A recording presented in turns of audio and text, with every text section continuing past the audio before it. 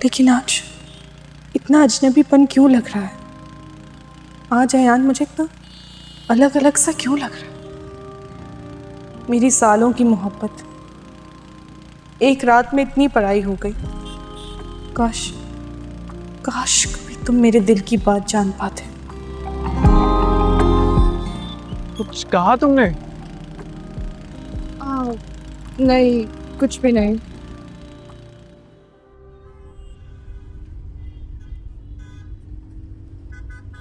मैंने इस जैसा बोरिंग इंसान आज तक नहीं देखा।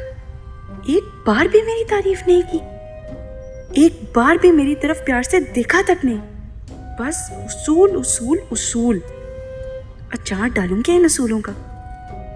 इससे अच्छा तो वो अपने मोहल्ले का हसीब है, जो आज पहली बार मिलकर भी कितने प्यार से बात कर रहा था। लेकिन अरीबा, लंदन भी तो जाना है।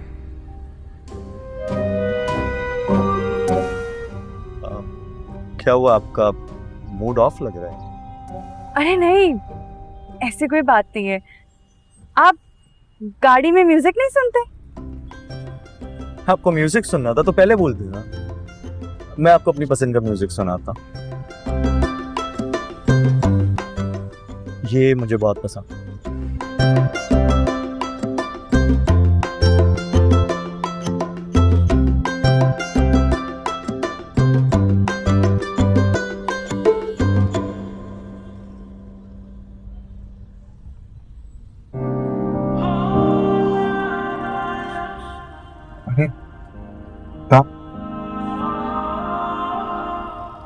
क्या हुआ? हाँ? कौन था? नहीं तो कोई जानने वाला था। लगता है बहुत करीबी जानने वाला था कोई। करीब लाने की कोशिश कर रहा हूँ। क्या मतलब, कोई लड़की थी? क्या मैं आपको ऐसा लड़का लगता हूँ? अरे नहीं नहीं, ऐसी कोई बात नहीं है। वैसे आज आपसे मिलके मुझे इतना तो अंदाजा हो गया कि आपकी जिंदगी में दूर दूर तक कोई लड़की नहीं है, लेकिन अनकरीब आने जरूर वाली है। ये मैं आपको पहले से बता रही हूँ। तैयार रहें। सच में ऐसा होगा? हाँ, तो फिर अल्लाह आपकी जुबान मुबारक करे।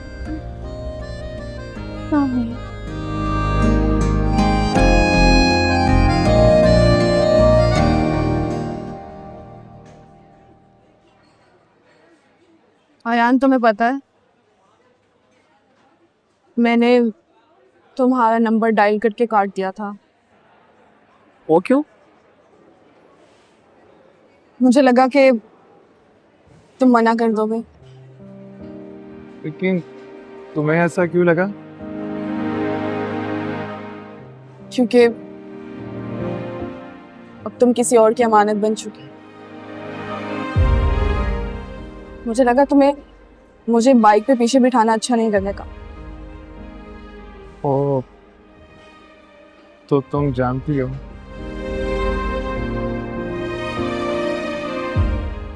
क्योंकि मैंने कमलों की बातें सुनी थी। तो तुम्हें लगता है कि मैं तुम्हें अपने साथ कभी बाइक पे नहीं बैठा, कभी बाहर घुमाने नहीं लेके जा?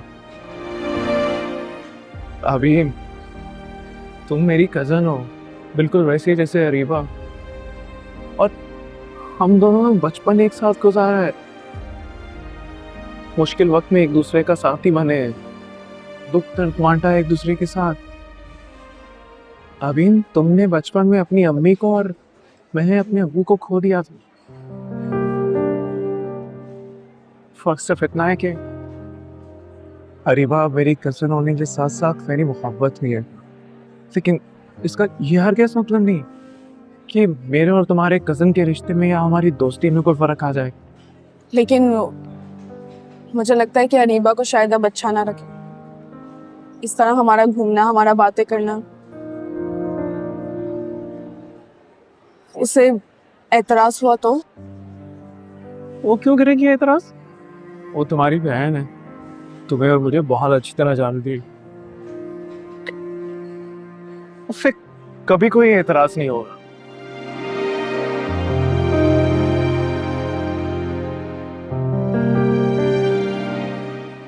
अगर फिर भी हुआ तो? नहीं तो आपको लेके इतना नेगेटिव तो सोचती होता भाई। नहीं, ऐसा भी तो हो सकता है कि तो कभी कोई एतराज ना करे।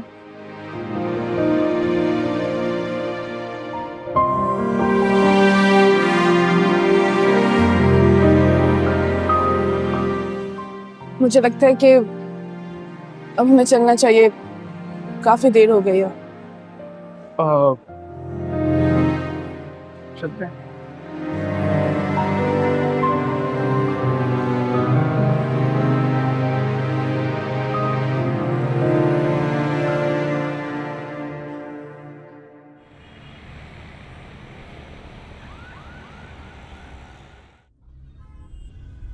अरे बस यहीं पे रोक दीजिए, रोक दे रोक दे रोक दे। यहाँ बीच रास्ते में? हाँ हाँ, मैं खुद चली जाऊंगी। मैं आपको घर ड्रॉप कर देता हूँ ना। नहीं नहीं, इसकी कोई जरूरत नहीं है, मैं खुद ही चली जाऊंगी।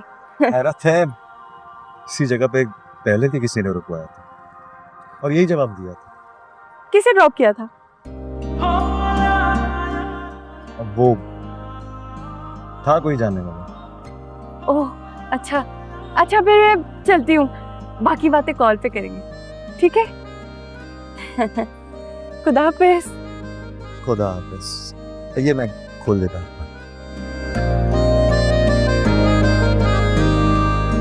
एक रोज कभी तो ऐसा हो, तेरा हाल भी मेरे जैसा हो, फिर आए समझ तुझको यारा।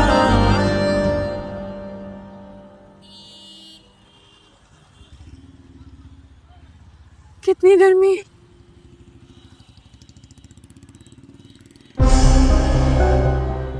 अयान ताबीन के साथ? ये दोनों इस वक्त कहाँ से आ रहे हैं?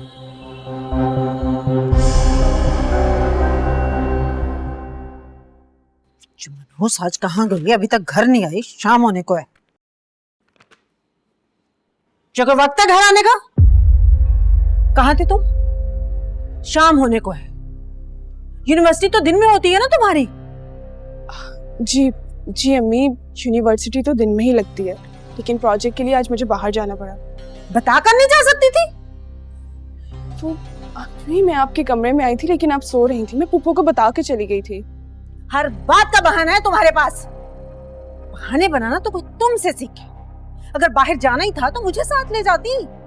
कम से कम तुम्हारे बाप के सामने मुझे झूठ तो नहीं बोलना पड़ता। अम्मी, मैं आपको नहीं लेके जा सकती, सब मेरे क्लास फेलोज मेरे साथ गए थे। अल्लाह जाने कौन से क्लास फेलो थे भी या नहीं। और सुनो, तुम्हारी क्लास में लड़के भी पढ़ते हैं ना, वो भी यकीनन साथ गए होंगे। अम्मी, आप कहना क्या चाहती हैं, साफ साफ बता दें। मैं कौन होती हूँ कुछ कहने वाली? सौतेली जो ठहरी, कुछ भी कहूंगी तो बुरा ही लगेगा।